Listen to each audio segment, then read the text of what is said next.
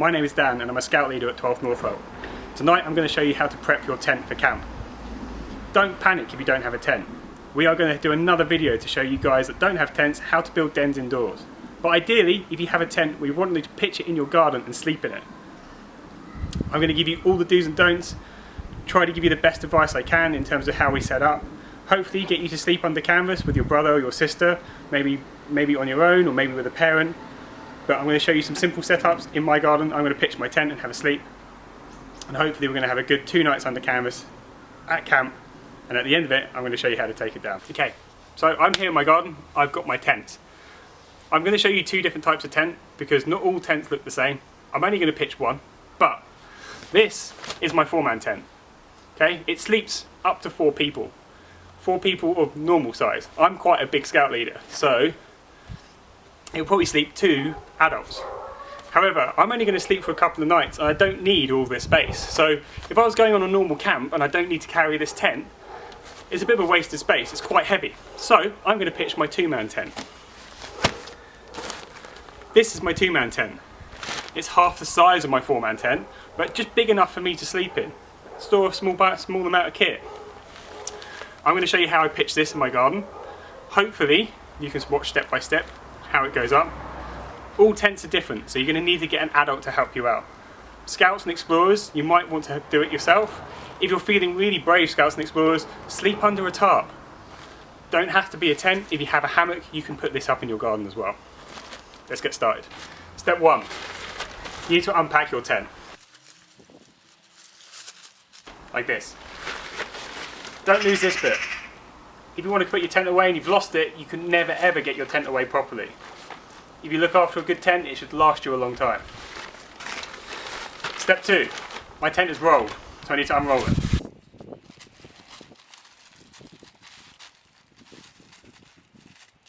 Don't lose these bits. These are your pegs. These are your poles. You need to pick a place for your tent that you're going to be comfortable in. Don't pitch your tent on rocks, roots, under trees that could fall on you overnight. It needs to be flat if possible.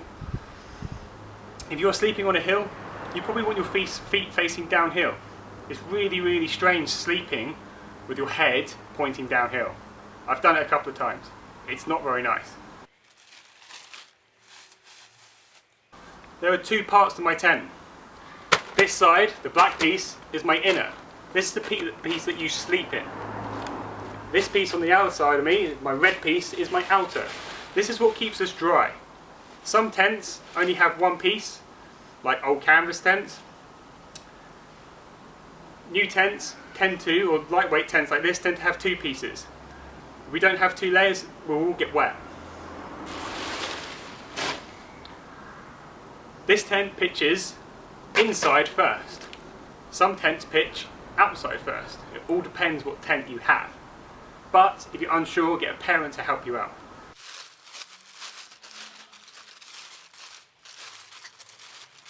So, the big end of this tent, I know, because it's my tent, is where the door is. I want to sleep going downhill. My garden runs on a slope. So I'm going to pitch this way. These are my tent poles.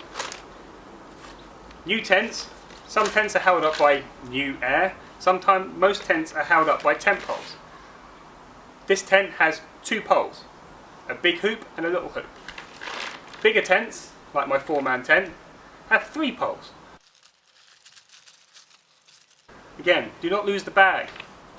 This will keep your tent for a longer time.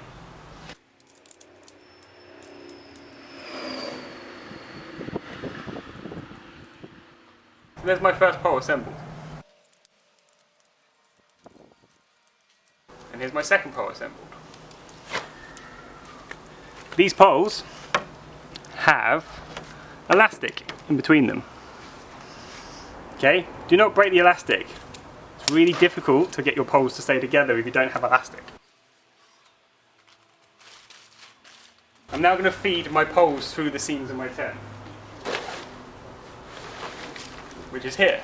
There's a little opening for the big pole, and at the other end is a little opening for the small pole.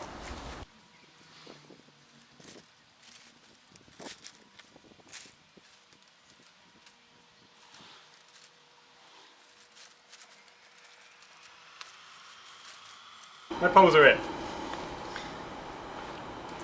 But it doesn't stand up, so I need to peg it out. So the other small bag of pegs should have enough pegs in to pitch your tent.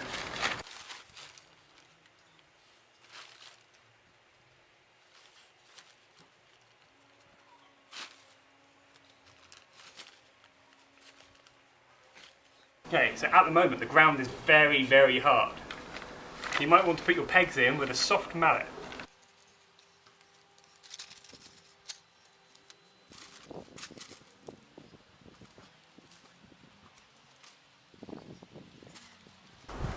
My tent has clips, so I'm going to clip my canvas to the poles.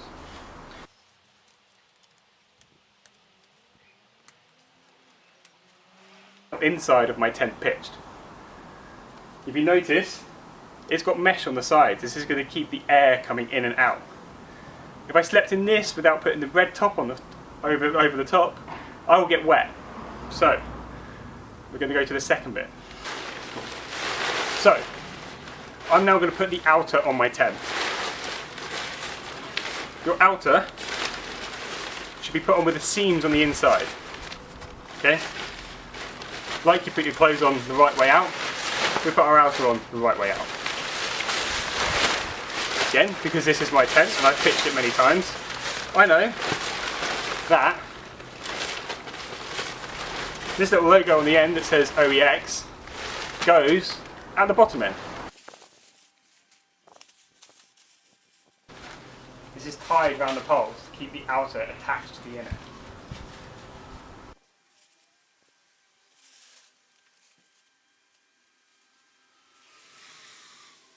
So my outer is now tied on, but it's still quite flappy. So what we need to do is use the remaining tent pegs we have to pull it out and pitch it.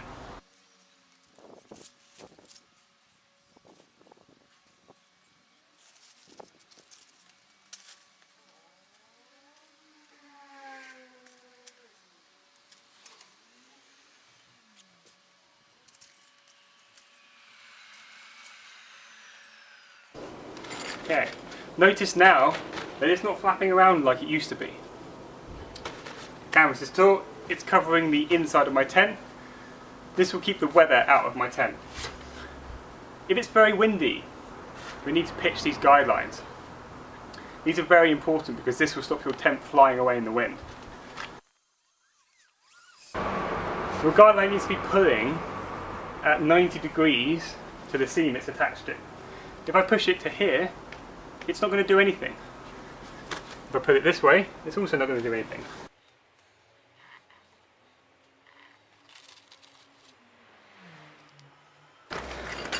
One.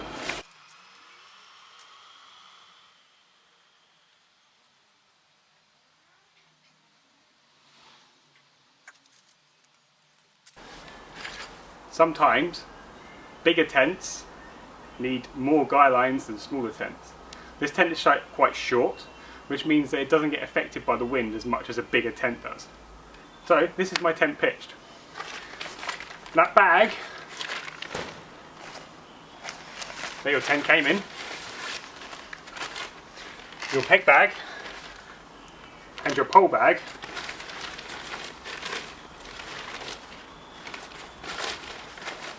can live beside each other for the weekend. This can be stored inside your tent. When we come to take our tent down, we're going to need to know where these things are to put it away properly. To pitch our tent, we need to get our kit ready so we can sleep comfortably for the night. This is my roll mat. It's an air roll mat. This is my sleeping bag. This is the kit I took to the World Scout down the road. So, roll mat goes in.